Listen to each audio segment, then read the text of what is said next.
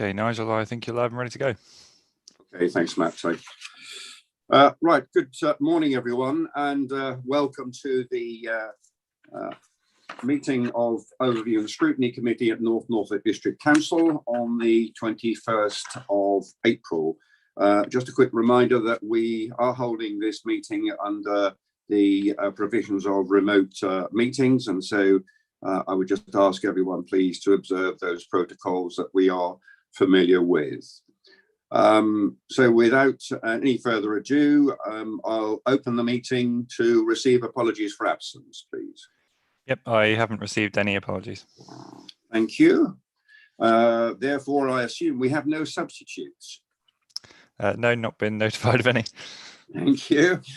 And public questions and statements, do we have any? None received. Okay, then, thank you. We turn then to item 4, which is the minutes of the last meeting. So this is the meeting that was held on the 24th of March.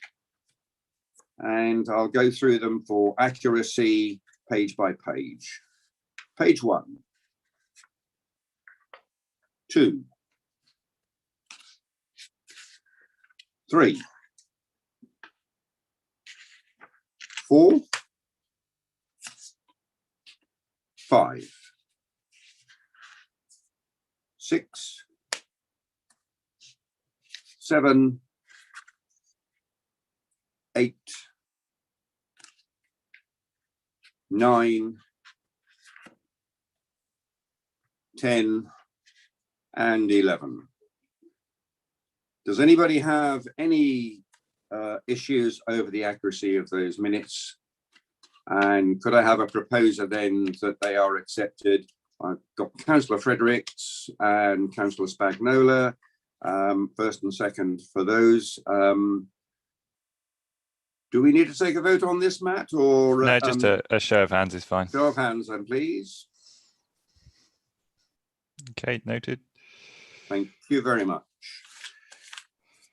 Moving on then to item 5, items of urgent business. I'm not aware of any. Again, none received. Thank you.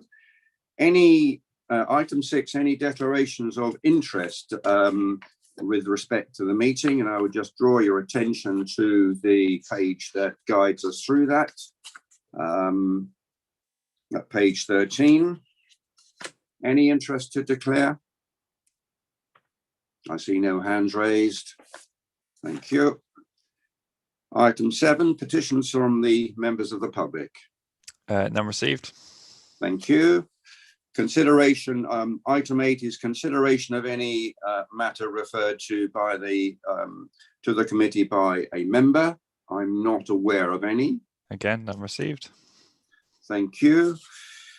Turning to item 9, which is responses of the council or the cabinet to the committee's reports or recommendations. You will see listed there at the meeting held on the 12th of April, cabinet resolved to accept the recommendation that we made following our last meeting.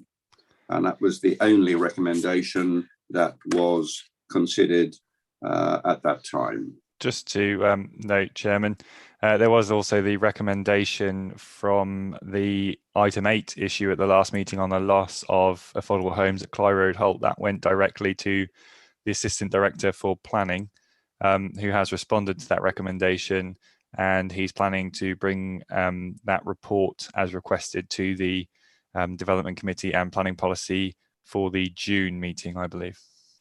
Okay, thank you very much for that. I think also, just to add that, you have written on behalf of the committee to the member of the public that raised the issue in the first instance. Is that correct? Correct, yeah. Thank you. So I think we've rounded off that that particular issue, pending, obviously, it coming forward under those 2 provisions that you've outlined, Matt. Thank you. Turning to item 10 then. Item 10 is the Norfolk District Council's actions in the recovery phase of the coronavirus pandemic. And I think we will Turn to the Chief Executive, Steve Blatch. Mr. Blatch, please. You're on mute. Morning, Chair. Morning, members. The report is in front of you. It has been to Cabinet. It outlines the activities of the authority in responding to the ongoing COVID pandemic in the period December through until the end of March.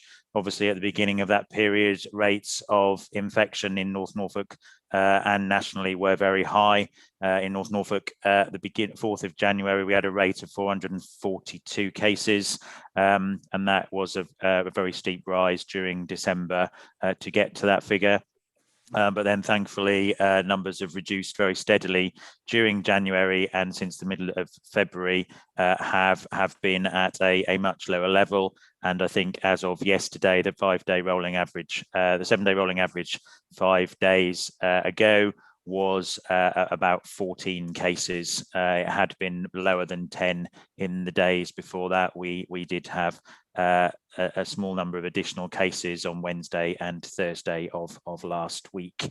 The numbers of so we had 5 on Wednesday and 6 on Thursday of last week, but the numbers since have been 1s and 2s in the days since. So we aren't unduly concerned. Obviously, the rate of vaccination in North Norfolk is very high, given our age profile. So many people have now had their second vaccination.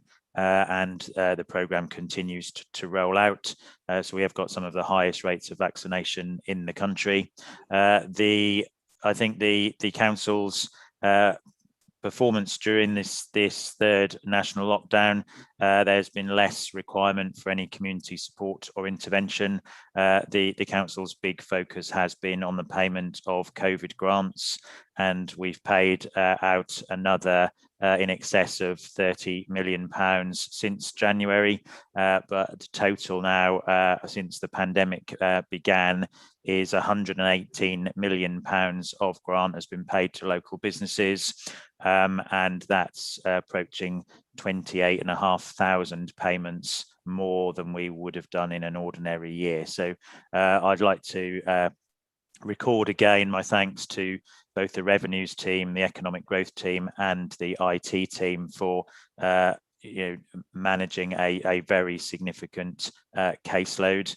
We recognise that there are always some people on the margins who don't feel the schemes have met their needs, and we continue to consider those positions through the additional restrictions grant. And a further report is being brought to full council on the 28th of April around how the council might defray or distribute the remaining sum of that grant money. In terms of the looking forward, with the uncertainty of foreign travel, the demand for holiday accommodation in the UK for staycations, domestic travel over the summer months is very strong.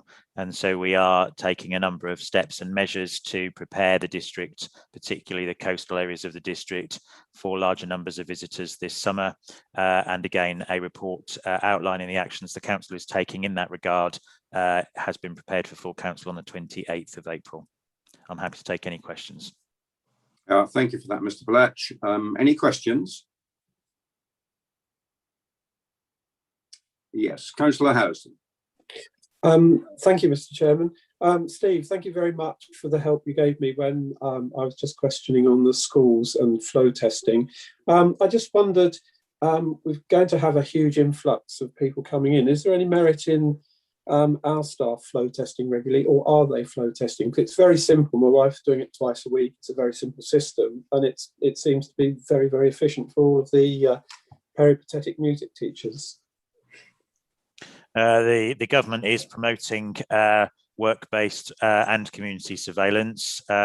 Arrangements have been, it is possible for employers to access tests through the public health team at Norfolk County Council, but more recently the government has stated that anybody can register for twice weekly lateral flow tests through the government directly through the NHS, and can collect from community pharmacies.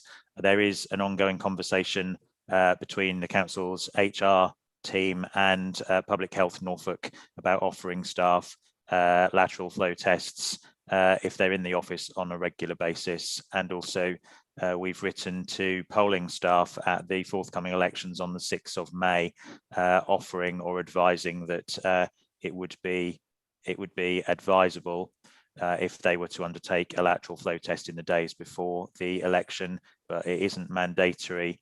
And in terms of having sufficient numbers of people to work at the election, that might present a challenge. So we're strongly recommending it, but we probably won't be able to insist on it. Okay, thank you very much. Okay, well, I've got a question for you. I wonder if you can just tell us a little bit about the current level of impact that COVID-19 has on the, what one might call the normal routine services of the council. If we just reflect over the course of the year, perhaps a year ago, one might have described the impact of COVID-19 on the council as being a high impact. And during the course of the past year, that will have perhaps reduced down to maybe medium. You may tell us differently, but I wonder where we are in the sort of impact. Would you group it as high, medium, or low? I would say at the present time, it's probably low. I agree with you in the immediate period of the first lockdown in March, late March 2020 through April and early May. We had large numbers of people who were redeployed in terms of those community hubs, working with voluntary and community organisations on the ground around providing support to residents who were self-isolating or shielding, particularly in terms of food supplies, and being able to organise supermarket deliveries online. The national supermarket companies did have to resource up very quickly, and there were some long waits for people to be able to register and to have deliveries. And so with our age population, with many people self-isolating, perhaps not with family and friends living nearby, that was a challenge. And we had a number of staff redeployed at that time. Initially, also, we for the first 6 weeks, we had limited bandwidth for everybody to work from home. So for the first 6 weeks, we had staff operating or working on a shift basis, 8 till 2 or 2 till 8, to sustain service provision within the IT capacity of the organisation. That was resolved at the end of April last year. I think throughout the autumn, services have largely returned to normal, notwithstanding the fact that the majority of staff continue to work from home in accordance with government guidance. We've also obviously been able to supplement some of our community engagement work with the appointment of a team of COVID support officers. So they are liaising with businesses. They are advising businesses around reopening, trading in a COVID secure way. There's a lot of demand and pressure at the present time on people in the licensing teams around outdoor eating and dining and events for recovery. So I think we've got additional resources supported by some national government funding through the Controlling Outbreak Management Fund and the Welcome Back, it was last summer, it was the reopening of the High Street Fund. This summer, it's called the Welcome Back programme, funded nationally through MHCLG. But in terms of the preparations I've outlined for the forthcoming season, there is some that is eating into some capacity that would be mainstream work. But we don't have large numbers of people who are redeployed beyond their main job. Obviously, we've now got some redeployment into preparations for the election, but we would do that for any election. That isn't COVID specific, although there are additional safeguards that we are putting in place for a COVID secure election. So we are going to fog all of the polling stations in the days before, which is what is used by transport companies, rail and transport companies. So we're doing that in North Norfolk, and there we are having to make additional arrangements for the count verification and count, such that we can be certain who is present for test and trace provisions. So yes, there is some additional contingency planning, but most services should be accessible by the public in a more normal way, and consultation is ongoing with staff at the moment about new ways of working beyond the 17th of May, when it is expected that the government might further relax the advice about people should work from home if they can work from home. Okay, thank you very much. That's very useful additional information. Any other questions? See, No? Gerard has a hand raised. Oh, yes. Councillor Mancini-Boyle. Thank you, Mr. Chairman. Steve, it's just an update really on some of the questions that we've asked you recently. Do you think we've got a good enough handle on the car parks with the influx of tourists we're expecting? I know you said that you've got people looking at it. I'm just wondering if we've got any additional car parking if we need it. And the second question really is as I've mentioned before about the High Court ruling on Zoom meetings, and our committee meetings going to be going back to NNDC, small committee meetings, I mean. It's just an update on those two questions really, Steve. Thank you. You're welcome, that's fine. So in terms of the first issue around car parking, there are ongoing discussions with possible partners around the provision of additional parking in Cromer, Sheringham, Wells over the summer period, and more detail of that will be provided in the report to full council on the 28th of April. We will be looking at additional provision if possible, particularly over the 6-week school summer holiday period from the 24th of July through until the 5th of September. And it might be possible that we pilot some approaches during the spring bank holiday week of the Saturday, May the 29th through until Sunday, the 6th of June. So those conversations are ongoing. Clearly, if the authority needs to look at the provision of some park and ride facilities, that's difficult to quantify in terms of the level of demand. So there are some risks around that, and whether people will wish to park, outside of town and then have transport or walk in. So there's a lot of issues that are being considered. There is not large areas of vacant land in any of those coastal towns that I've described that are very close to the beach. So we are looking at the edge of those communities. And thereafter whether we need to provide some transport and how that would be managed and provided. So officers are considering those issues at the present time. In terms of in-person as against virtual meetings, at the present time the government has said that the provisions to allow virtual meetings will end on the 7th of May. They're professionally through lawyers in local government, the Association of Democratic Services Officers, I think the Local Government Association, there is a High Court challenge to that position today, and I think the judgment will be handed down very quickly. If the current legislation expires on the 7th of May such that virtual meetings cannot be held lawfully beyond that period of time, for main committees, so Cabinet, Over and Scrutiny Committee and the Development Committee, I think it would be possible for those meetings to take place in the council chamber with social distance measures in place. I don't believe that would be possible for full council meetings or the annual council meeting scheduled for the end of May, such that staff officers are giving consideration to an alternative venue and what that would involve in terms of IT and audio support. Okay, thank you for that. I've got Councillor Brathwaite, followed by Councillor Brown.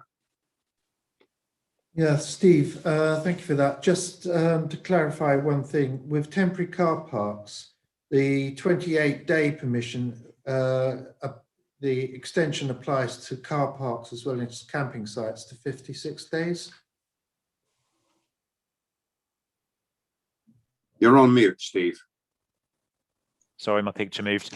Sorry. Yes, Councillor Braithwaite, that's my understanding for the 56 days under permitted development rights for both camping, pop-up campsites and temporary car parks. I think it would be preferable if landowners who were considering either of those issues or opportunities did obviously notify the authority, such that there can be assessments made of highway safety and the provision of amenity blocks or facilities for pop-up campsites. Okay, thank you. Councillor Brown. Thank you, Mr. Chairman. Good morning, everyone. Steve, can I just ask you, the welcome back message to staycation holiday makers coming into the area is going to unfortunately bring with it an increased volume of litter. Do you consider that our bylaws are, as it were, fit for purpose in enforcing offences of littering amongst members of the public? And what contingency arrangements do we have with environmental services to cope with the increased pressure on our contractors to keep up with, emptying bins and such like? I know that this is of particular concern to our coastal parishes. I just wanted to raise that issue with you. So absolutely, Councillor Brown, it's not just the volume of tourists, it's also the nature of them obtaining food or enjoying food at this time, particularly if there is continued restrictions on indoor eating in restaurants, or there are limitations on outdoor seating areas. So during the last summer, we saw lots of people visiting the district and bringing picnics with them, or queuing for takeaway food, which then obviously involves the disposal of rubbish, cans or cartons, chip papers, those sort of things. So we are in discussions with our contractor Serco around the number of bins, frequency of emptying. We have we are putting out messages on our welcome back around safe queuing. We're looking at whether we can provide additional seating areas in some locations, and we would service those areas appropriately. I don't know the position with regard bylaws. We have been asked whether we should restrict people drinking on the beach. I don't think we have a big problem with that. At the present time, I think it's something we will monitor and respond to accordingly. But we want people to come and enjoy themselves, in the district during this summer. We also are talking about methods of trying to encourage people to visit less busy areas of the district. You don't have to, not everybody needs to cram onto the beach in Cromer and Sheringham. There are less busy beaches, and if you want to just come inland, from either of those locations, you can have a picnic in the woods at Roman Camp or Beeston Hill or Happy Valley in Cromer. So I think we're a big district. There are lots of places that people can enjoy the outdoors and spend quality time with family without all having to cram onto the same square foot of beach. I do realise that the tide comes in and that the beach is more expansive at Sheringham at certain times of the day compared to others. But I think we can accommodate large numbers of visitors safely in the district, and thankfully we didn't see any significant increase in infections throughout the last summer period. Okay, thank you for that. Councillor Hindrick. Thank you, Chairman. Just a query on the number of COVID marshals we now have and the training they're going to get in potentially dealing with possible confrontational situations. Thank you. So I think we now have 10 COVID support officers. I met with them very recently. They're a very positive group of people. They understand that their role is one of providing advice and support. I think, sadly, there is a small number of incidents where they have been challenged and experienced some abuse, and I think that's unfortunate.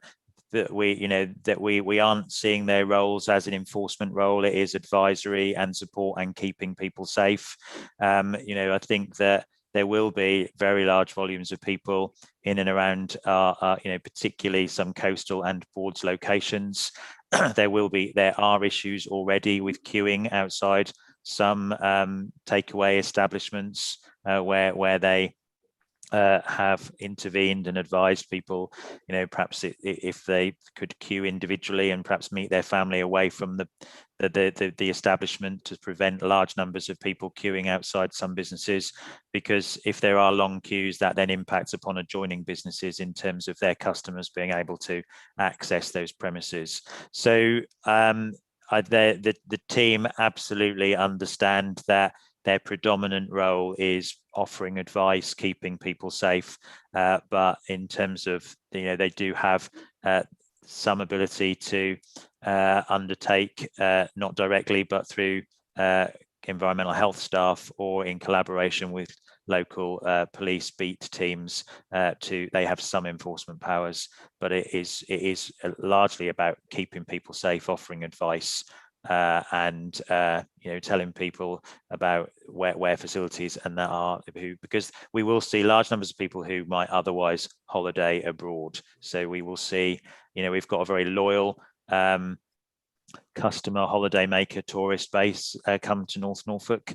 Many of those have investments here in terms of park homes or holiday chalets, but there will be other tourists who haven't visited North Norfolk before, and they won't know where the facilities and attractions are. So it is around advice and support and keeping people safe. Okay, thank you very much. Just picking up on that point, I think you've made the distinction between COVID marshals and COVID support officers. I think your emphasis there is one of wanting to use and for those officers to be seen as support and advisory rather than authoritarian figures, as the term marshal might imply.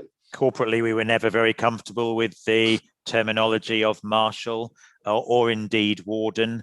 I mean, I think, there in some parts of the country where there's a very strong and vibrant nighttime economy, where you've got thousands of people in city centres enjoying pubs, bars and clubs and that sort of thing, it might be a different role. But I think in North Norfolk, it is one that's largely around supporting our vulnerable and elderly community and welcoming large numbers of tourist visitors. And that's where the emphasis is on the role and function of those officers. Okay, thank you for that. I've got Councillor Fredericks, then Councillor Withington. Thank you, Chair. Thank you, Mr. Blatch. I'm very, very concerned about our enforcement team at the moment. We have 2.5 officers to cover the whole of the district, and if there's more pressure put upon them, then we won't be able to go to the cases that we want to go to. In my district at the moment, the Ship Pub has opened up a fish and chip restaurant, complete with chimneys and extractors and everything. And we simply don't have the capacity to get in there and actually enforce them not opening. So is there any scope that we can increase that or give a little bit more resource to our enforcement team, especially as we're going to have a lot more complaints going on in the district? Well, they're ramping up now, but there'll be even more. So I'm very concerned about our staff undertaking such a large caseload. Thank you. I'm happy to take that away, Councillor Fredericks, and investigate and come back to you. The planning enforcement team has a complement of 2.5 full-time equivalent staff, but in terms of the issues that you've raised, that sits within the responsibility of the environmental health, commercial and public protection team, and there is a larger number of staff in that team. So I will need to take away the issue you've raised and understand where that sits, but I'm happy to come back to you on that. Okay, thank you for that. Councillor Withington? That's all right. Part of my question's been answered, so I've lowered my hand, Chair. Thank you.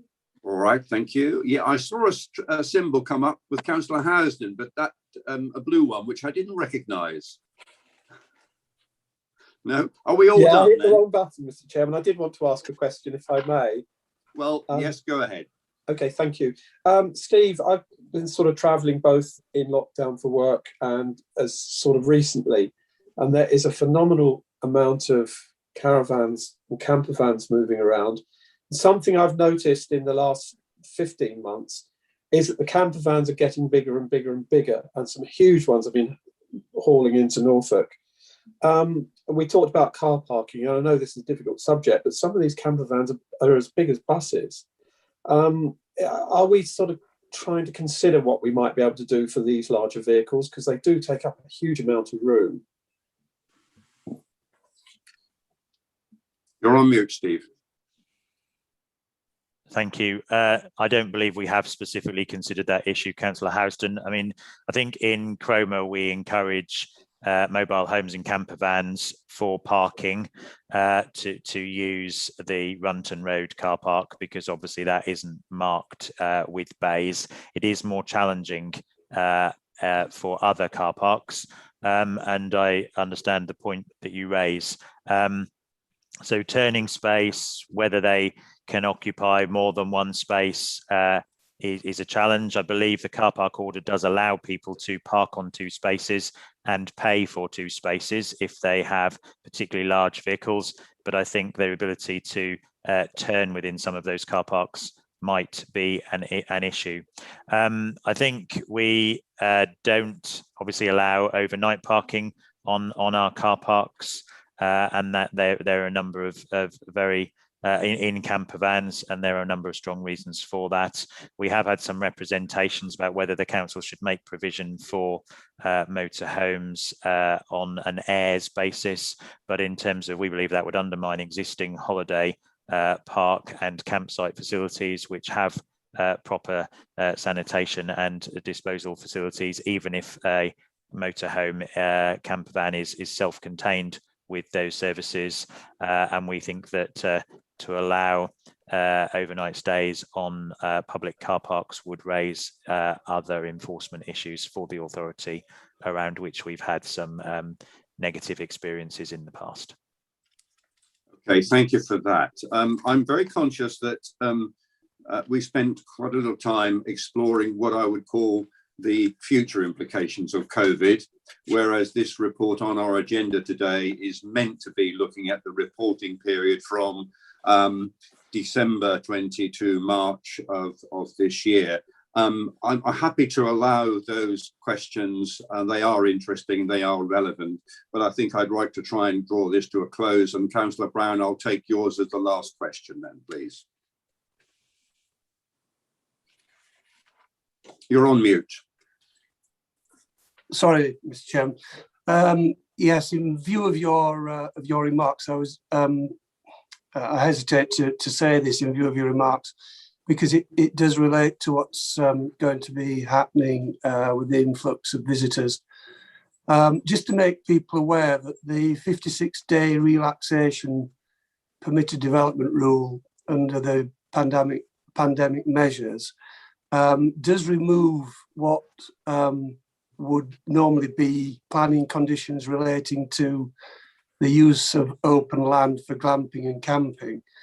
And there are regulations under the Caravan Club rules which also apply, in addition to our planning conditions that would apply to a permanent usage of a particular site. So it's just to make people aware that this 56-day period has unique exemption from rules, and if residents are concerned about increased traffic in their areas, then they should be aware that there is very little that the authority can do, or indeed that the planning authority in particular can do, to prevent these sites being used throughout the summer. So it was just a point that I was wanting to make to clarify the position, Mr. Chairman. Okay, thank you for that, Councillor Brown. I think we recognise from what we've been discussing that there are going to be a number of pressures that will be evident as the tourist season in particular develops. And I think on a monthly basis, we will be looking at the implications of that, and will be looking to our executive to take appropriate actions along the way.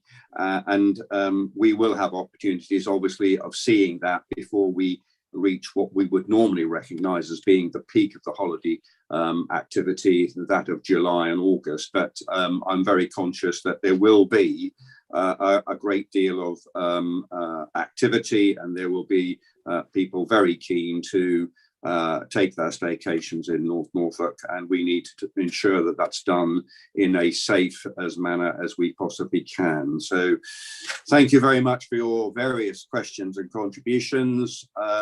So we are asked to note, so can I have a proposer and a seconder, please, to note this report? We've got Councillor Mancini-Boyle and Councillor Blaythwaite. Could you have a show of hands, please, on the agreeing to work to that? Is that unanimous, Matt? Yep, noted. Thank you very much indeed. Right, moving on then to item 11, which is the UK Community Renewal and Levelling Up Funds. Councillor Seward, are you standing in for Councillor Batikofer on this matter? Well, I introduced it, Chairman, at the Cabinet meeting. It's quite fast moving because we have to get all the arrangements ready and the bids submitted by the middle of June. So work is taking place, and I think the best person to update you where we are on this is the Chief Executive. Okay, thank you, Councillor Seward. Mr. Blatch. Thank you, Chairman. So the UK Community Renewal and Levelling Up Funds were announced by the government on the 3rd of March as part of the Chancellor's budget statement. The Community Renewal Fund provides opportunity for North Norfolk, which we haven't had before, been identified as one of 100 priority areas that could benefit from this funding. The funding is available to support investment in skills, businesses, local place and community, and supporting people into employment. It is a revenue fund. The maximum that we would be able to see in North Norfolk as a priority area would be £3 million, and the money does need to be spent by the end of March 2022. So there are some challenges in developing a programme of proposals that would meet the government's objectives and then deploying and spending that money in what would be an 8-month period. We have looked at the opportunities presented by the programme and how we might best position ourselves. This is the UK Community Renewal Programme, and we believe that the best opportunities are to advance the thinking around the urban extensions at both Fakenham and North Walsham, undertaking sort of feasibility studies into strategic drainage, green infrastructure, community infrastructure associated with those locations. There is, as Councillor Seward has outlined, a very tight time window for the submission of applications. Proposals need to be with the County Council by the 14th of May, and then the proposals need to be refined for submission to government by the 18th of June. The government has very much modelled its expectations on previous programmes, particularly Future High Street Fund and Town Deal funding, and other locations in Norfolk that are on the priority list. Norwich, Great Yarmouth and Kings Lynn have some Town Deal boards, and so the proposal is that we manage our bidding process through having a strategic stakeholder board and a steering group in both Fakenham and North Walsham, and arrangements are being made for those groups to come together in the next 3 weeks to discuss potential bids and projects from those communities. In addition, Norfolk County Council has done an open call of training and business support organisations at county level, and so other proposals are being developed out with the district, and we will need to assess the ability or the extent to which the aspirations of those programmes might complement the initiatives or proposals that come from the community in Fakenham and North Walsham. Okay, thank you. Any questions? Thank you for that. Any questions?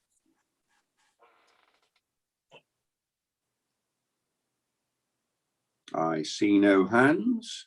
Oh, yes, Councillor Brown. Oh, thank you, Mr. Chairman. I welcome this funding available for principally for Fakenham and North Walsham, as I understand it. However, the people in other areas of our district will be wondering what the government is doing for their particular areas. We know that funding for rural economy proposals and development is sadly lags behind the funding available for the urban areas. I understand as well that there are problems with match funding requirements. I don't know if the Chief Executive is aware of that. And there's also a problem with the government methodology in calculating where assistance should go, because they look at gross household income. And so people moving into the district who are downsizing and bringing their income with them sort of skew the figures, as it were, give a false impression. And therefore there's a bias against rural areas receiving funding. I don't know if these shared prosperity fund that's coming on stream next year addresses some of these issues. I don't know if there is any information available on that. And I just am concerned that there is an over concentration of funding in the two towns at the expense of the wider district, Mr. Chairman. Thank you very much. Thank you, Councillor Brown. I think probably maybe that's a question that some of us are also wondering the same issue. So, Mr. Blatch, will you be able to respond to that? Well, the priority places programme under the Community Renewal Fund is a new opportunity for the district. £3 million arguably wouldn't go very far across the district as a whole. North Horsham and Fakenham are central places. They do provide a significant number of jobs and services to extensive hinterlands, and they have been identified through both the adopted local plan and the emerging local plan as areas for future housing, employment and service jobs growth and future development as a means of providing protection to large-scale development in more sensitive locations, because neither of those communities are designated with landscape designations or constraints such that they've been identified as appropriate locations for sustainable growth moving forward. If the development and implementation of those plans is to be progressed in a sustainable way, which takes those communities with us in terms of those plans to serve a wider area, it is believed that the UK Community Renewal Fund presents some opportunities to front load some of those issues in those two communities. The UK Shared Prosperity Fund is intended to follow in 2022. That would be have larger resources available to it in terms of scale. The government is seeing the UK Community Renewal Fund as a pilot or front runner for that scheme. And I think the approach the council is proposing to adopt with regards positioning itself in the UK Community Renewal Fund would draw upon lessons and allow wider application when the UK Shared Prosperity Fund is launched in due course. Okay, thank you, Mr. Blatch. I think that probably explains some of our interest in that regard. Thank you. I've got Councillor Seward and then Councillor Cushing. Chairman, let Councillor Cushing go first, because it was an interesting question was asked, but I'll see what Councillor Cushing says, and then I'll come back. Thank you. I'll have you on standby. And Councillor Cushing. Thank you, Mr. Chairman. Really just a comment, really. Wearing my hat as a Fakenham District Council, I just have to say I'm a little bit disappointed in Councillor Brown's comments. if you look at what Fakenham receives from North Norfolk District Council, it is certainly a lot less in terms of funding than the money that is often overall is allocated into Sheringham, into Cromer, and into North Walsham. So certainly representing Fakenham, more than welcome any opportunity to put some funding to try and level up what we get within the district. Thank you. Okay, thank you. Councillor Seawood. Thank you, Chairman. I do understand where Councillor Brown is coming from, and it is important that our rural villages and other towns that are not involved in this particular bid are remembered, and that we continue to look to provide investment to them. Under this particular renewal fund, there is a criteria. We've got to have a successful bid. Both Fakenham and North Walsham are growth towns. They need supporting infrastructure. And this particular bid will enable the necessary preparatory work to take place. Now, I'm not in a position to speak in detail with regard to the Fakenham situation, but in relation to North Walsham, local members have consistently taken the view over 4 or 5 years now that if North Walsham is to be a growth town under the local plan, then there has to be the necessary supporting infrastructure. That's not only an improved link road to take heavy vehicles out of the town centre and residential streets, but it also means investment in a new primary school. It needs new investment in surgeries in the town, which in their current locations could not cope with the expanse over the next decade or two in the population in the town. We also have to look at drainage improvements, and also we've got to do something about what I think is a completely unacceptable situation as a hub for bus services coming in from the village to the town and then linking in up with services going onwards to Norwich, to have that interchange point on one of the busiest junctions in the town. So I'm not forgetting the rural villages. I've, as a county member, represented them and know many of the concerns and issues they have. But in this particular instance, we have to remember where the growth is, and we have to do the necessary work. And the last thing I will say is this.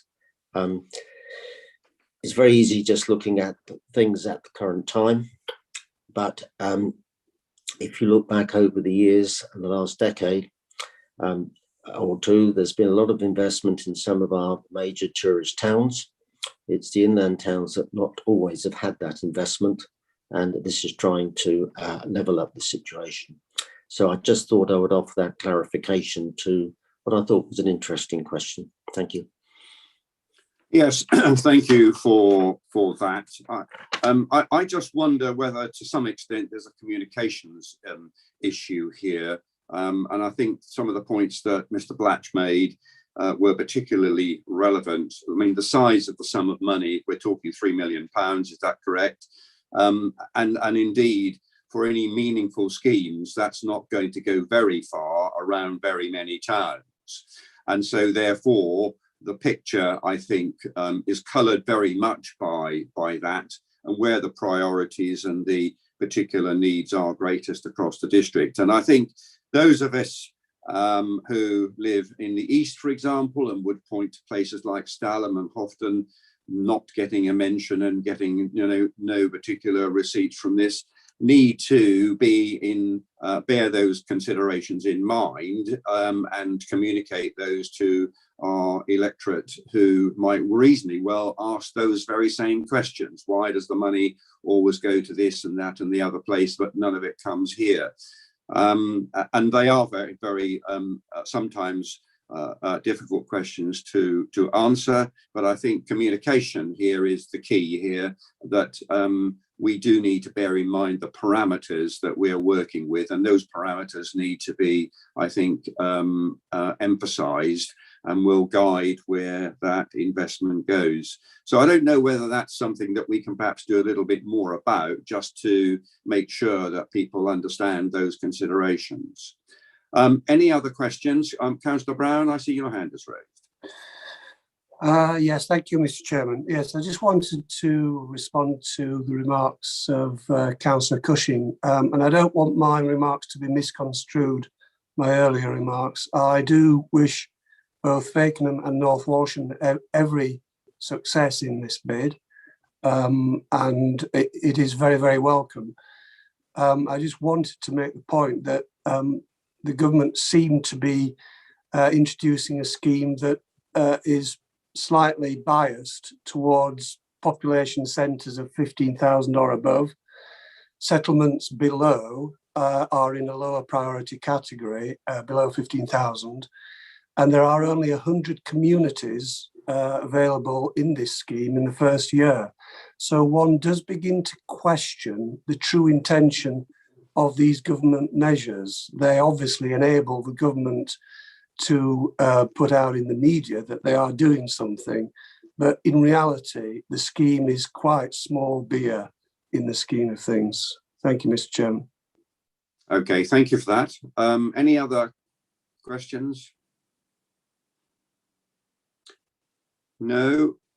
Okay, then the recommendations that we are asked to, I think actually Matt, are we really noting this? Because I see the recommendations here are in relation to Cabinet. So are we just noting all of these? I would say as a committee, you're endorsing those recommendations. So it would be helpful just to take a vote to show that you agree with the recommendations that the Cabinet has already approved. Do you mean a personal vote? Yes, I'll do a roll call if you have a proposal. Okay, roll call vote, yes, okay. Then can I have a proposer and a seconder for this, please? I've got Councillor Cushing and Councillor Heinrich. So would you call the roll then, please, Yeah, Matt? okay, so Councillor Dixon? For. Councillor Withington? I'm abstaining as I've missed some of the conversation. Okay, thank you. Councillor Blathwaite? For. Councillor Fredericks? For. Councillor Heinrich? For. Councillor Housden? For. Councillor Mancini Boyle? For. Councillor Spagnola? For. Councillor Varley? For. Councillor Cushing? For. Councillor Brown? For. And Councillor Fisher? For. Okay, that's 11 in favour. Thank you very much indeed.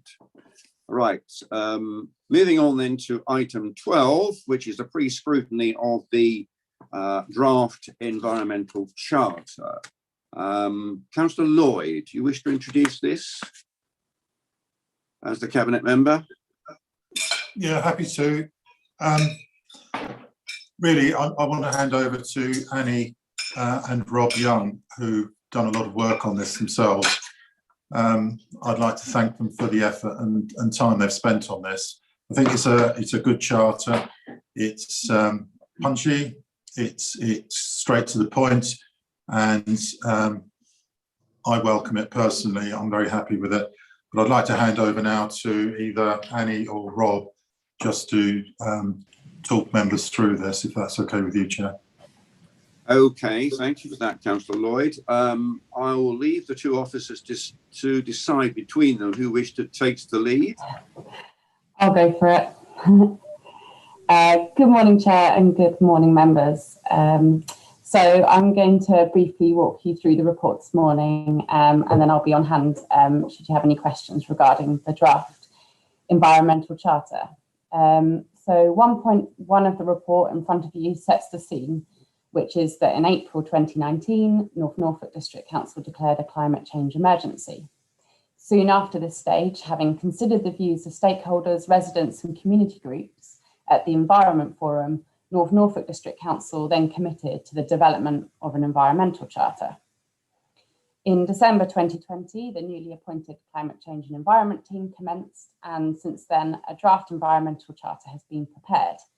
1.2 of the report draws members' attention to the series of internal workshops that have now been held for staff and members, which have given the opportunity to reflect on the contents of the draft charter, which is in front of you today.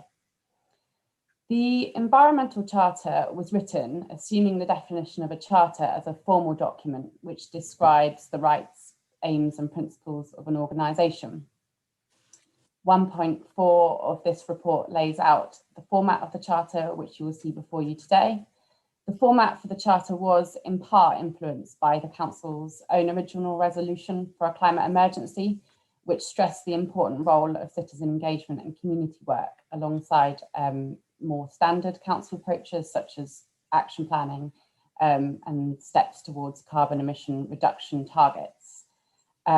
In the formulation of this document, officers have considered other organisation and council approaches, and so we present to you today a format which feels right for North Norfolk.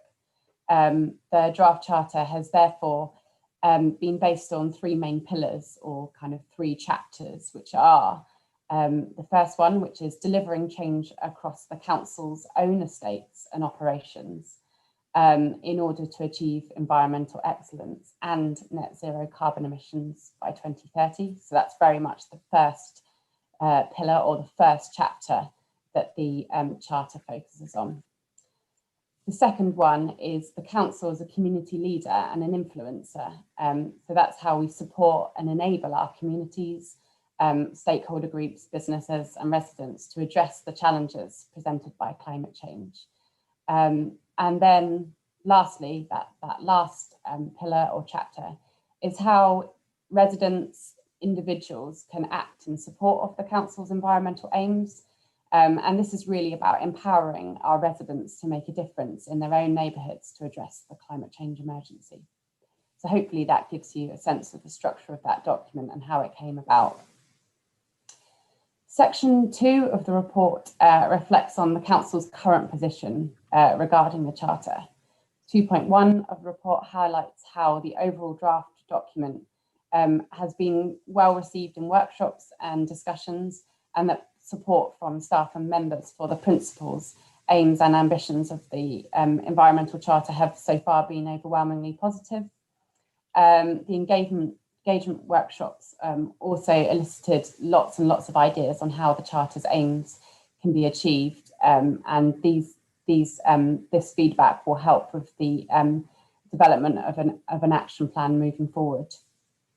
2.3 of this report states that an environment forum session is due to be held on the 23rd of April, where hopefully, following member endorsement this morning, the draft environment charter will be shared and feedback elicited. Moving on, section 3 of the report demonstrates to members the range of key corporate priorities that the development of the environmental charter will support. I won't go through all of the points because there's quite a few there, but we'll just simply emphasise that the corporate plan commits to delivering an environmental charter. And therefore, once approved, the Environment Charter will become an adopted council document, which will enable this element of the corporate plan to be delivered. So moving on to point 4.1 of the report, there are limited / no financial implications resulting from the formulation and adoption of the Environmental Charter at this stage. Despite this, as I've highlighted in 4.2 of the report, the financial implications of the specific actions that will need to be taken in order to deliver the Environmental Charter will need to be considered by members at a later stage and will be presented in the format of an action plan. 5.1 of this report states that the Environmental Charter is a formal document, but that it is not a legally binding document. Section 6 of the report reflects on communication issues. So clearly the Environmental Charter is a very public-facing document, and it clearly sets out the aims and principles that North Norfolk District Council will uphold in order to address the climate change emergency. And the charter will be used to communicate with residents, businesses, stakeholders, community groups about the work that is being done, and also about the work that will be done to address the climate change emergency in North Norfolk. So moving on to section 7 of the report, 7.1 highlights that once adopted, it will be expected that the council will proactively deliver the pledges made within the charter, and it is anticipated that this progress will be scrutinised by pressure groups, private individuals and interested parties. 7.2 states that failure to take action on the pledges contained within the environmental charter may expose the council to reputational damage. Likewise, 7.3 highlights that a failure to deliver a timely and well-considered environmental charter may also expose the council to reputational damage. There are no negative impacts or implications on 8, 9 or 10 of the report. Therefore, and in conclusion, it's clear that the environmental charter is a very important step in the council's approach to dealing with the climate change emergency. Arising from stakeholder input garnered at the council's environment forum, the charter is a public-facing document which hopefully sets out the council's path towards environmental excellence and net zero carbon emission future. Therefore, the recommendation to Overview and Scrutiny Committee this morning is to endorse the draft environmental charter for consultation with the Environment Forum prior to a revised draft being considered by Cabinet for adoption. Thank you. That's everything for now. Okay, thank you very much for that. I think several of this committee will have been involved in the workshop that was held a month or so ago, and so some of the material for this will not necessarily be new, but they will have seen it in a different form for the first time. So thank you very much for that. So questions, I've got, not quite sure which hand came up first, but I've got Councillor Blathwaite and Councillor Mancini-Boyle. Yeah, can I just say I really welcome this, the progress on this, and I'm just wondering, Mr. Chair, if we should consider having quarterly updates to Overview and Scrutiny so we can assess the actual progress and the nitty-gritty getting done. And as I say, I really think this is very important for North Norfolk and our green economy. Okay, thank you for that. I'm on that matter of reporting. I'm wondering to what extent the progress of this charter would be included in our quarterly performance management process anyway. So I wonder if that is going to be, or would be, the standard way in which the progress would be reported. Any officer care to comment on that, please? Chair, I can come back on that. You're absolutely right. That is the way in which it should be reported, and that relates through to the corporate plan, reporting against the progress of corporate plan objectives. In fact, the actions that the council has just referred to are not set out in the charter, but will be set out in an action plan, which is really how we achieve, net zero and how we achieve the ambitions of the charter. So there will be opportunities to report in that way. I would suggest that the principles set out in the charter are the kind of the high level targets that we're, this is what we're aiming to achieve, and then the corporate plan reporting will deal with how far we've got in relation to achieving those. Yes, thank you, Mr. Young. That's very helpful. Thank you. Councillor Mancini-Boyle and then Councillor Withington. Thank you, Mr. Chairman. When I saw this on the agenda, I must admit I allowed myself a slight sigh until I actually read the documents, and I'd like to actually thank our officers Annie Stamazzi and Rob Young, and also Councillor Lloyd, for what was actually a very good document. And when I look at the environmental charter, it's so easy to understand, very well put together. So I'd like to congratulate them on that. And my second short question is, how closely will environment be working with planning? Because as everybody knows, I'm very keen on planning, heat source pumps, that type of thing, affordable housing. And that sometimes concerns me that we don't work closely enough with planning to get across the message that we're trying to deliver. Could somebody please answer that question for me? Thank you. Yes, Mr. Young. I may be able to answer that. It's a really good point, and I speak actually as a planning professional. The restructure of the council has brought together the services for which I'm responsible, which is the sort of sustainability and Annie's team, coastal management, which is obviously a key part of addressing the impacts of climate change, together with the housing strategy, so it's affordable housing delivery and economic growth. So there's a synergy between all of those teams, and we're part of the Directorate of Place, which is that team together with planning and planning policy. So the new structure should facilitate that engagement, which is vital. Planning is the means by which a lot of these environmental aims can be achieved. So I totally agree with the sentiment. Thank you. Okay, thank you.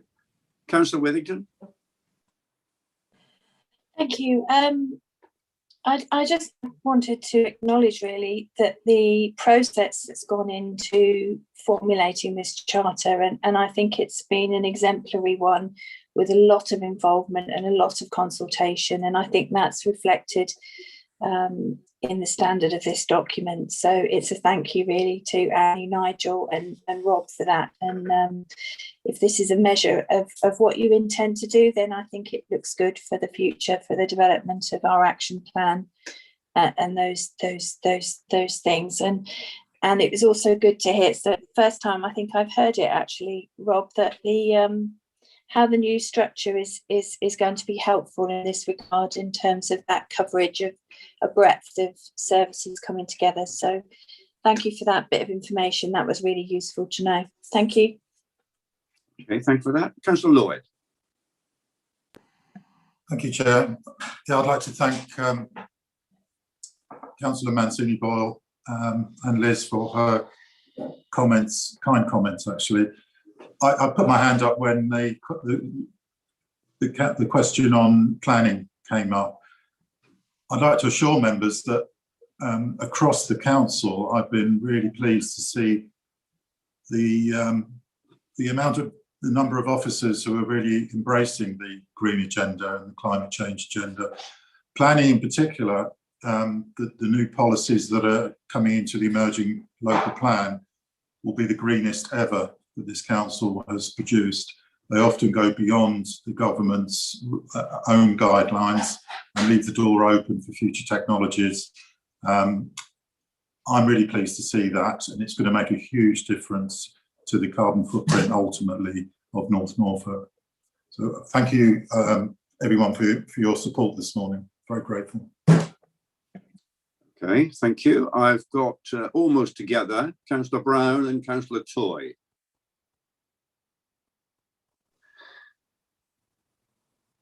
Mr. Chairman, if I may go first.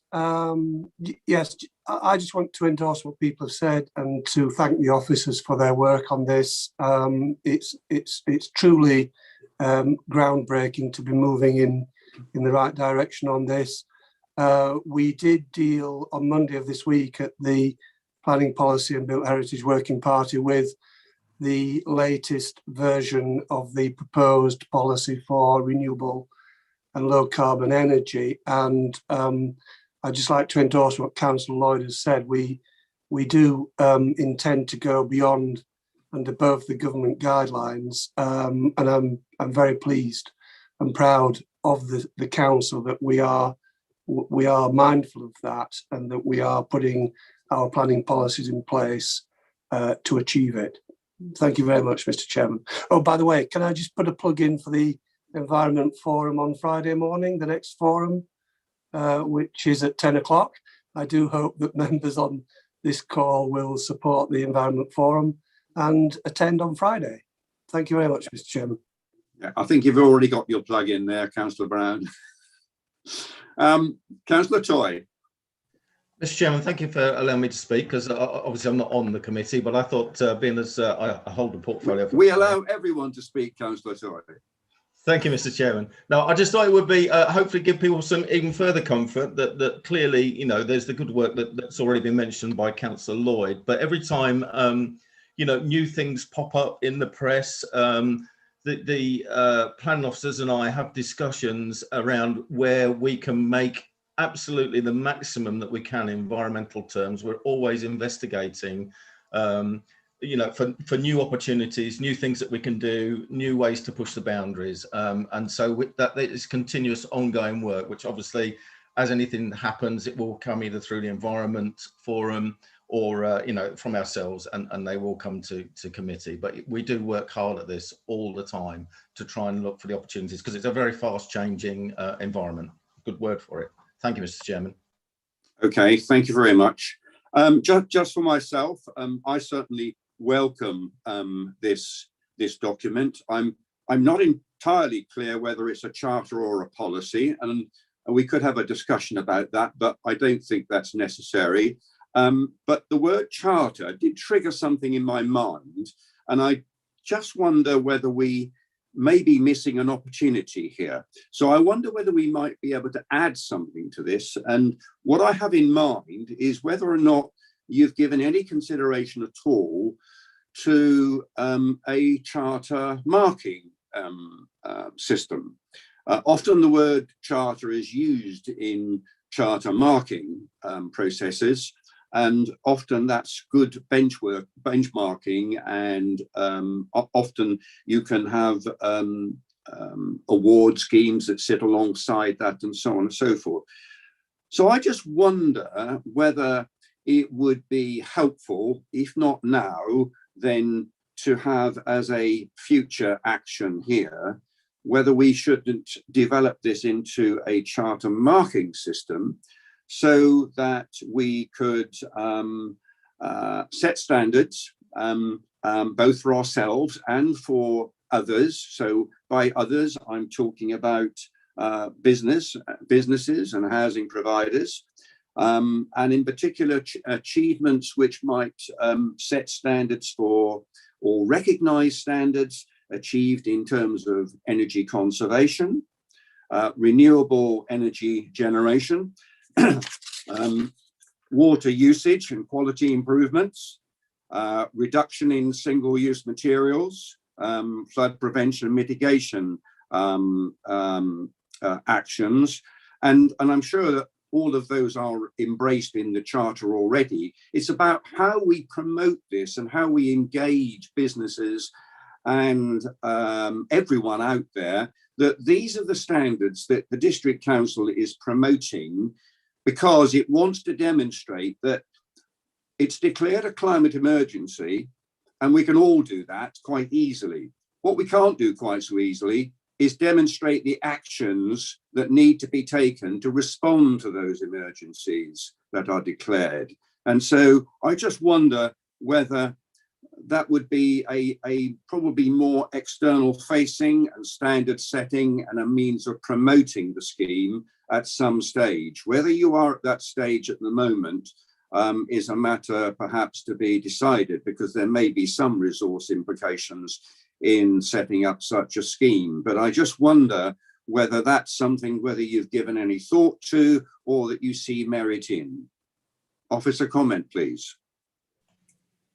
Yeah, I think that there's a lot of merit in what you've just laid out, Chairman. I think we've certainly had very early discussions about how environmental excellence can be tied into things like the business awards, but also how the charter can be used to work with business, residents and community groups as a kind of marker for community excellence, which I think is along the lines of what you're referencing.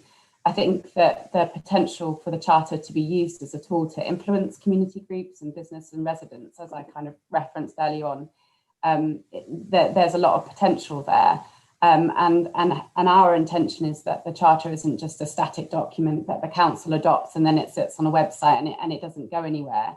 The hope is that it is really used to kind of enable and influence change. And I think that one of the things that I'd spoken about very early on was we have our sort of food safety 1 to 5 ratings for businesses. It could almost be that we in time develop an environmental excellence rating that businesses can use, and the charter can be the basis for starting that communication with those groups. So yeah, I absolutely agree. I don't know if Rob has anything to add to that, but yeah. Thank you, Rob.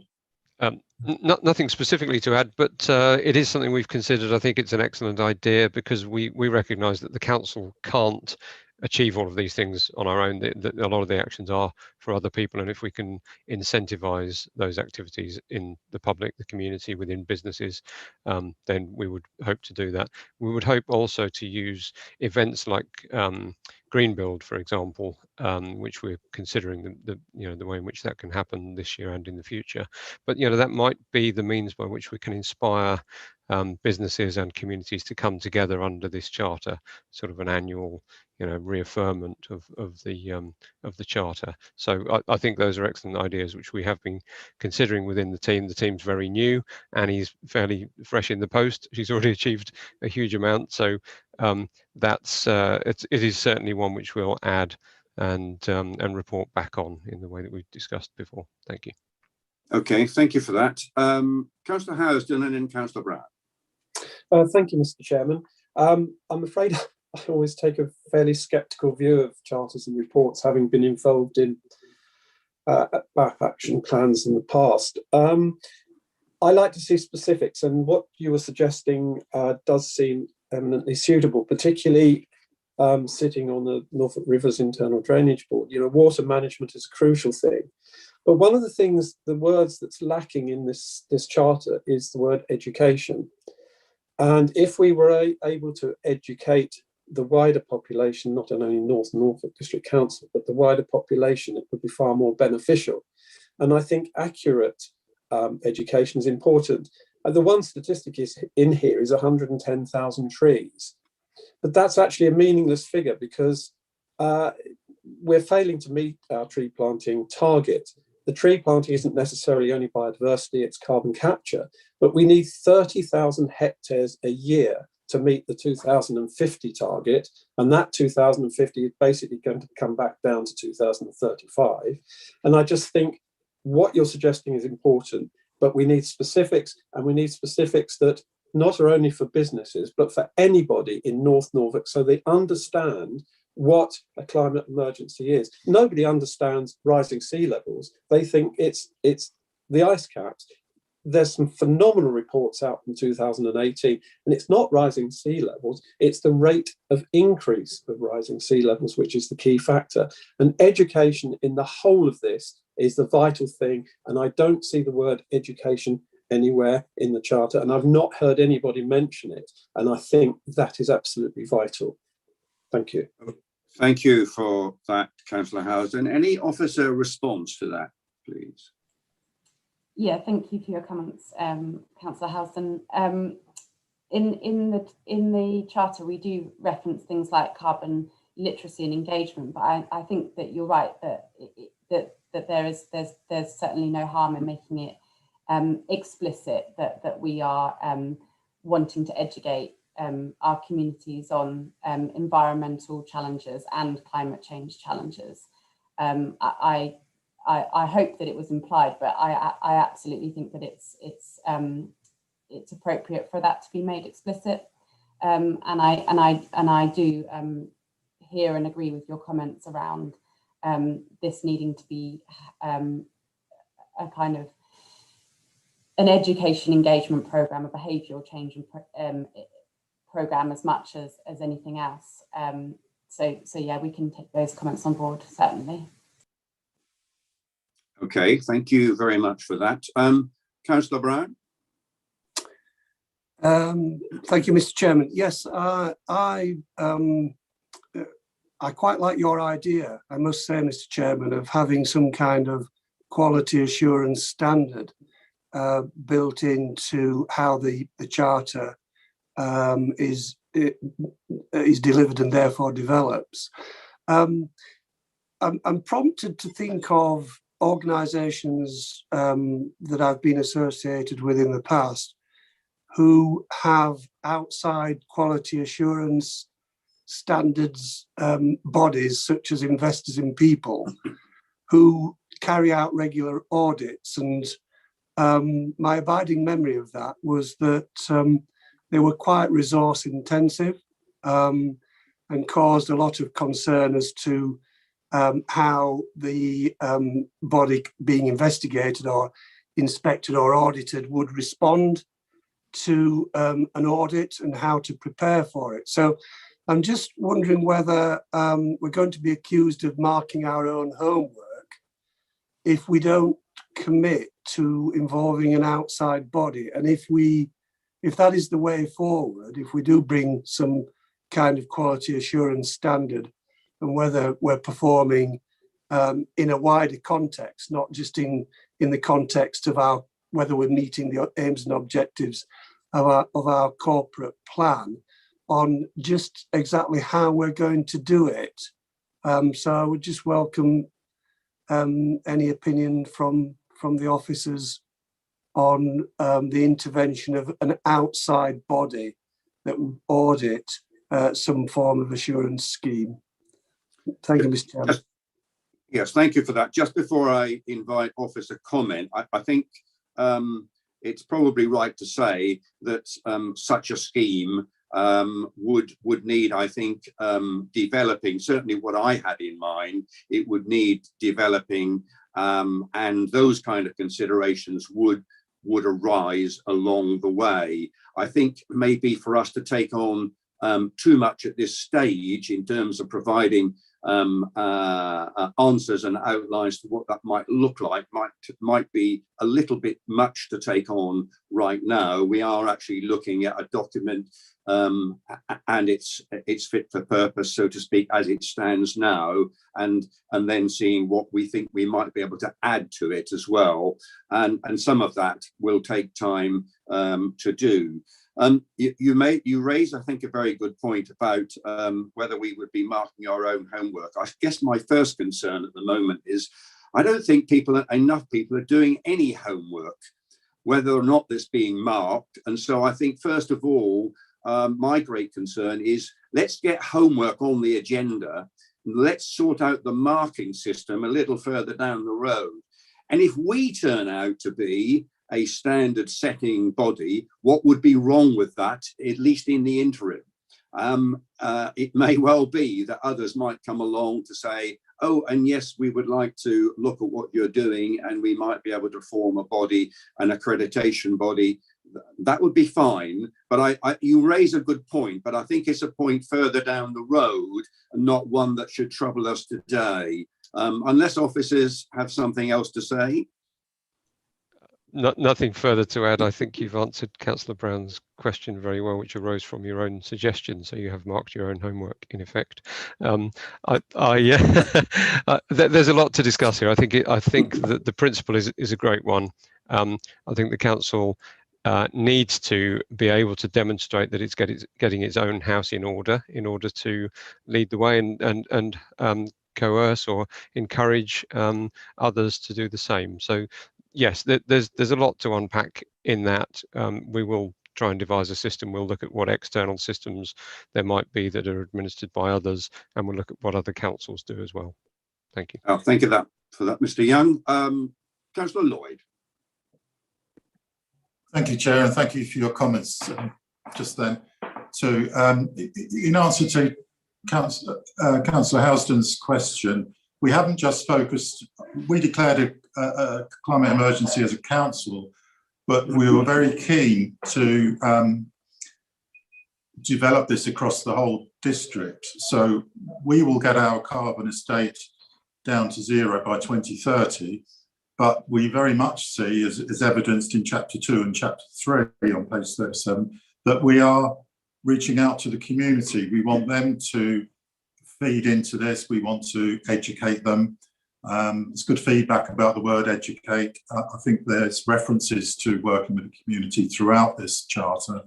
And that was always our intention. We're not just going to sit back and congratulate ourselves on getting our own carbon estate in a good position, but we want to do whatever we can to help the district, businesses, communities to lower their carbon footprints too. If we don't, the implications are catastrophic, and particularly with our coastal regions. So it's been really good feedback this morning, and I'd like to assure Councillor Housden that that's exactly what we're planning to do. Thank you. Okay, thank you for that, Councillor Lloyd. If we've got no further questions, I'd like to try and draw this to a conclusion then. So if I'm right, I'm hearing that there is support, or would be support, for developing a charter marking accreditation award system, and that obviously is a task to be done in the future. So I think the point there would be that we would like to see such a system developed and applied, because there are certainly significant benefits that could flow from that, not just within our own organisation, but more importantly across all the stakeholders that we have in our district. And we could be a bit of a trendsetter in that respect as well. I think I've also heard whether it's education or whether it's promotion, I think that there is a point about, and I think this is going to be an ongoing point for all of us. This is all about us learning about the whole business of environmental, the future of the environment, and how we can contribute to that in our various ways. So I'm sensing we can perhaps add a couple of recommendations to what's already before us along the lines of those two key points. Does anybody agree with that? Would be prepared to propose that? I've got Councillor Housden and I've got Councillor Blaithwaite.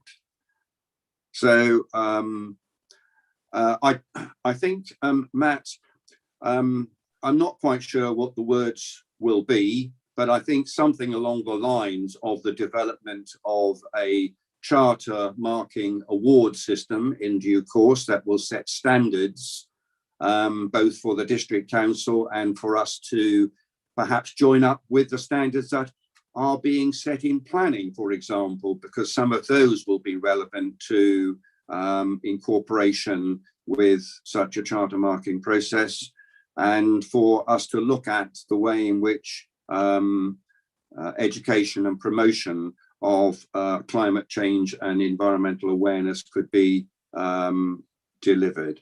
Councillor Blaithwaite, you've got your hand raised. Yeah, just a quick point on both those issues. We're blessed in being so close to the UEA, and I was wondering if we can bring along help from the Tyndall Centre, especially for marking our homework and for education, as I found the Tyndall Centre brilliant at that. Fine, I'm sure we can either incorporate that in the recommendation, or that would be a step that would be taken along the way in that journey in developing that. Councillor Withington, you have a hand raised. I do, thank you, Chair. I do wonder whether the recommendation, whether it sounds as if, from the way you suggested to Matt, that this is, definitely going to happen in-house. I might be wrong, but that's what your assumption is. But could it include something along the lines of using the word review? Because it might be that we discover that there's something already available, and we, putting officers to all that work when there's something available. I think it would be more appropriate to review how that could be achieved, or whether it's appropriate. Well, thank you for that. I think by choosing the word consideration, that includes the matter of whether there is anything out there already, because quite rightly, if there's something out there already, you might want to just use that, and that would be a simple solution. If there isn't, or if it doesn't meet what we consider to be appropriate, then we would have the ability to do that in due course. So I wouldn't see this is something necessarily that officers would be beavering away tomorrow and next week in doing, but I think I would like to see it on a action list. What we would be looking for, I think, is for this to be on an action list that would be progressed at an appropriate stage in the rollout of this charter. So it would be along those lines. Okay, so I probably, I had a proposer. Now, who was that proposer? Had Yes, Nigel right. and Councillor Harry. Housden. Yeah. And Councillor Blaithwaite, you were seconding it. Thank you very much for that. I'm mindful that this is an endorsement that we are asked with regard to the current report before us. And in respect of our own recommendations, I imagine you'd like a roll call vote. Is that right, Matt? Yes, please. Yeah, I'll go through the names now. Okay, well, basically then the vote will be to accept or to endorse the current report and to make those recommendations. And we'll obviously see the final wording of those recommendations when it comes back to the next meeting. But along those lines, and myself and Matt will develop the wording on that along the lines that you've agreed. Okay, would you proceed with the roll call then, please, Matt?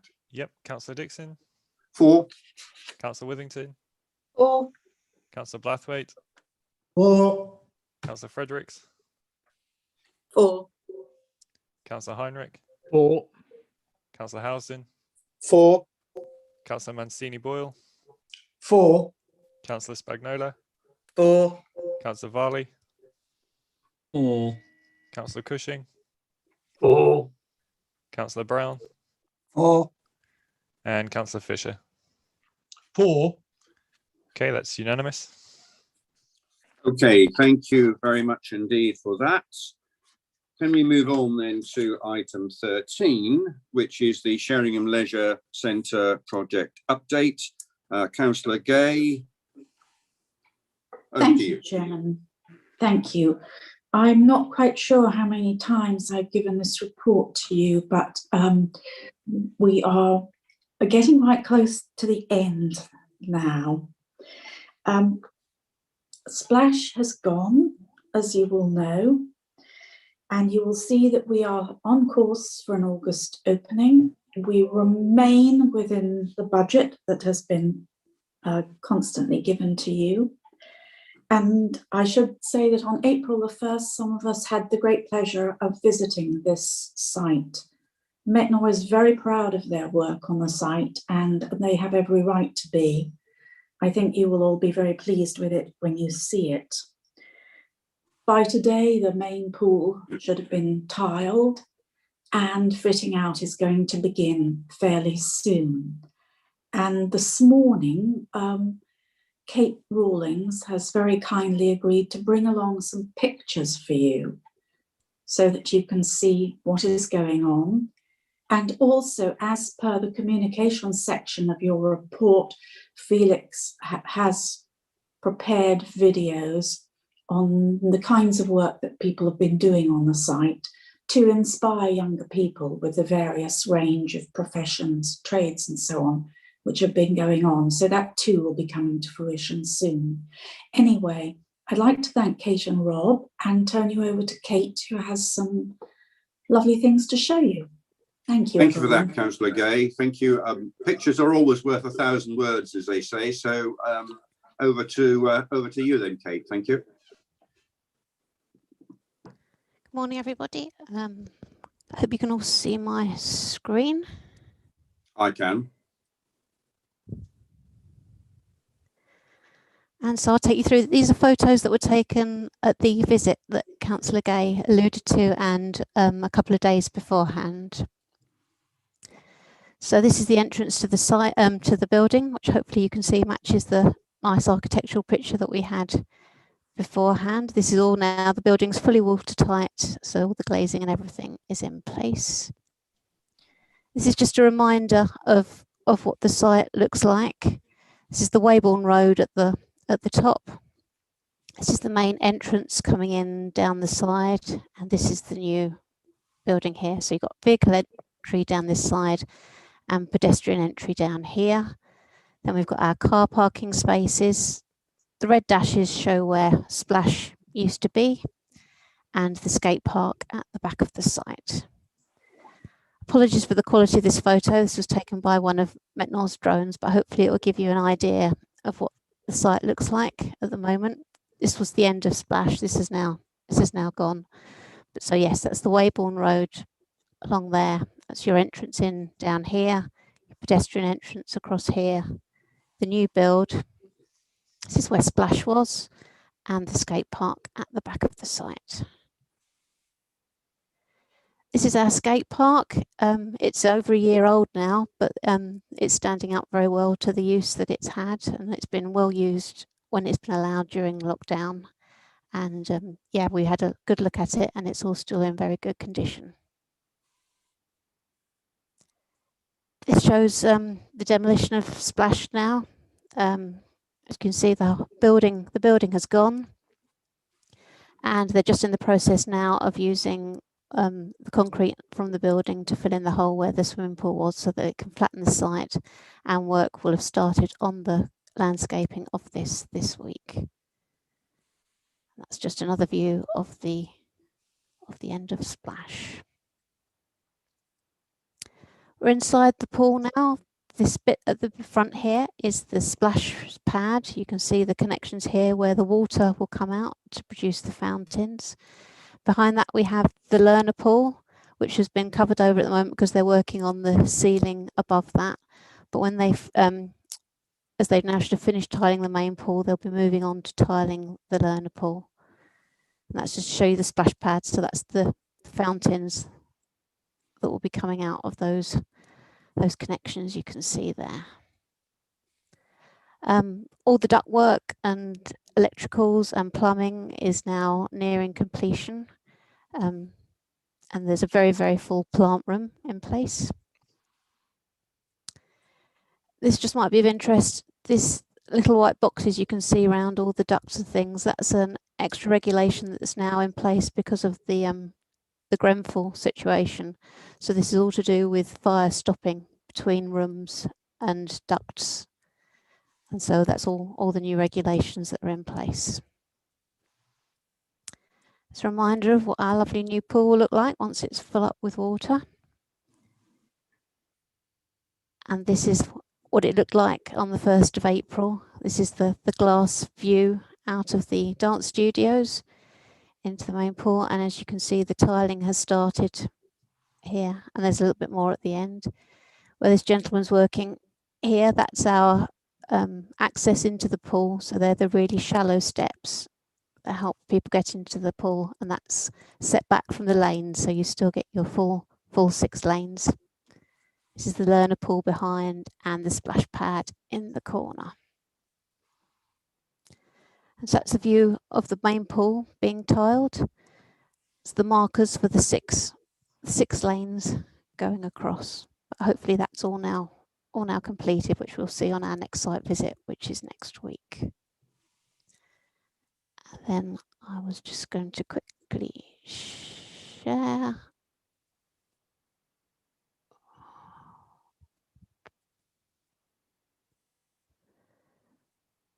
The time-lapse video was updated yesterday, so I shall just show you that.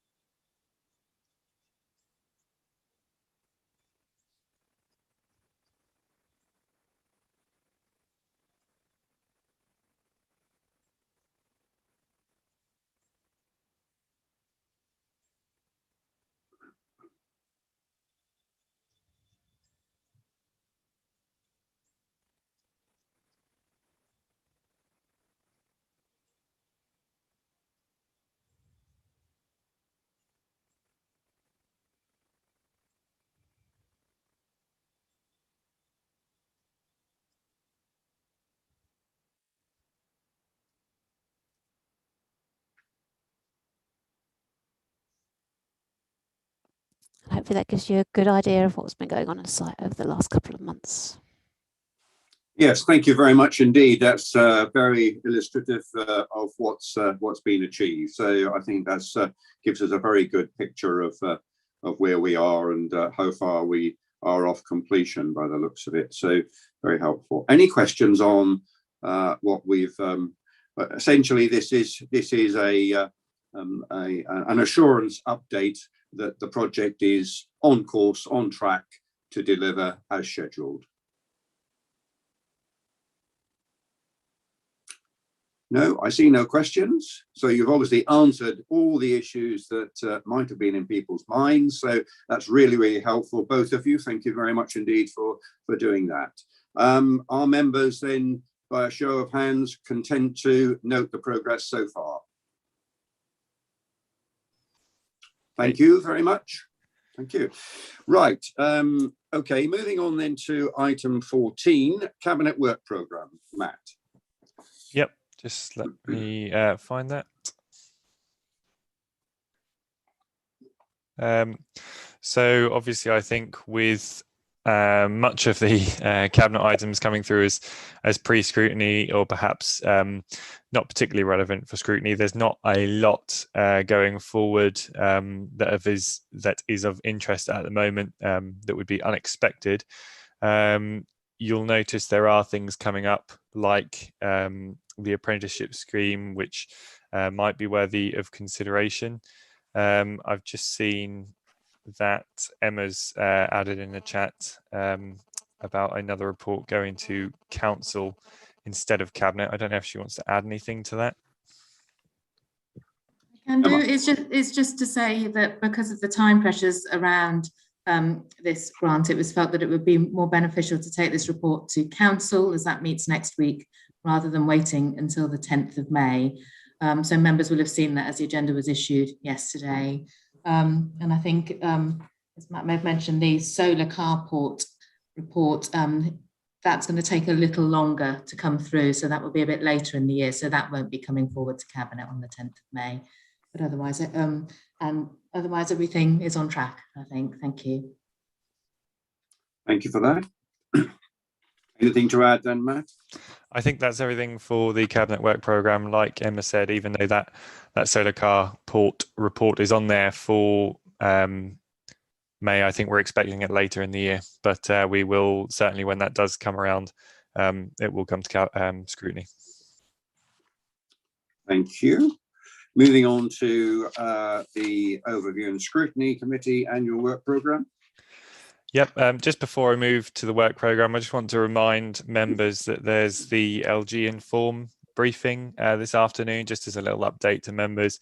I think potentially as part of that, there's some more kind of information on how the CDU will be working as well. I don't think that's separate.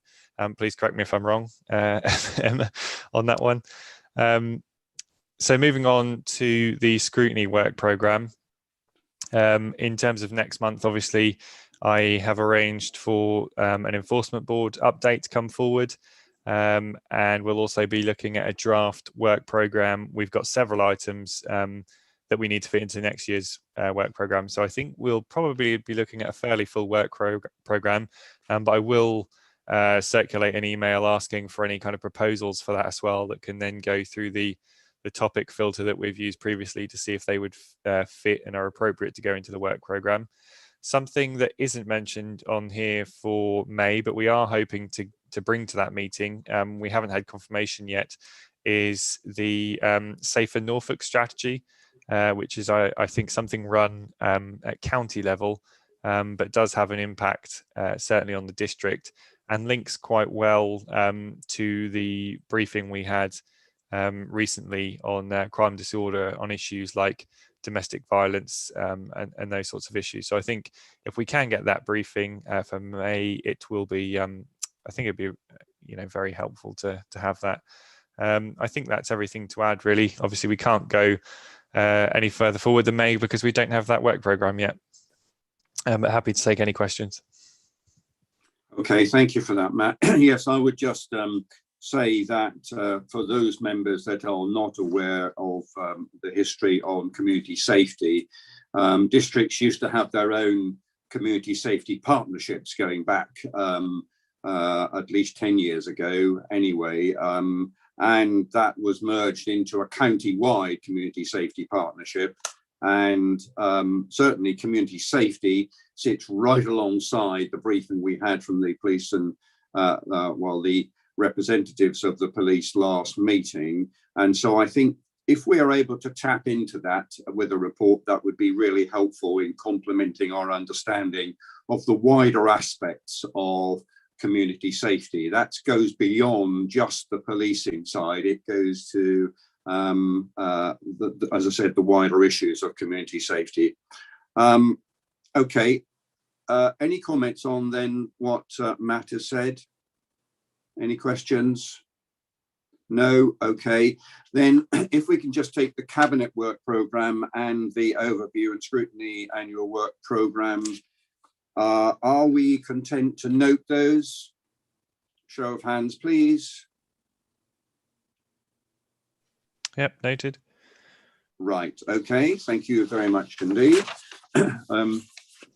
Just in respect of that plug you gave, Matt, for this afternoon's session, I think I'm probably down for that, but I'm not actually going to be able to make that this afternoon. So if I can just record my apologies with you, that would be helpful. And will that be circulated, by the way, to those of us that won't be able to attend? That's a good question. I think Emma's running that if she's able to answer that question. Yes, I do have some supporting documents. There's a presentation and guidance on how the CDU will be operating as well. So, and I will record the session so I can circulate that with members who are unable to attend. Okay, thank you for that. Right, I think that therefore concludes our agenda. We have nothing for item 16, so I will formally close the meeting and thank you everybody for your participation and contributions today. I'll bid you good afternoon. Well, no, it's not. It's good morning still.